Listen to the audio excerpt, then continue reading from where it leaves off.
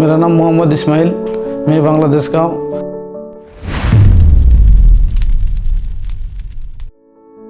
मैं 18 साल से दुबई में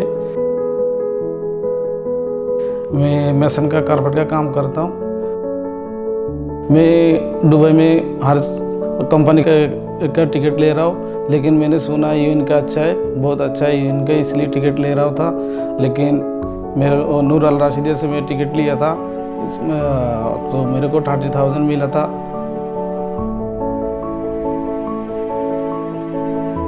फोर ईयर का और स्टेट में खेला था, मेरे को 30,000 मिला था 20 तारीख को।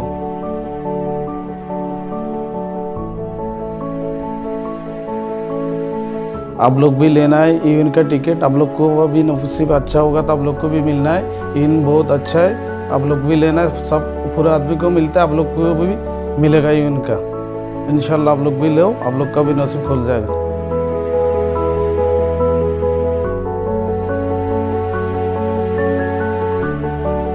Thank U UN.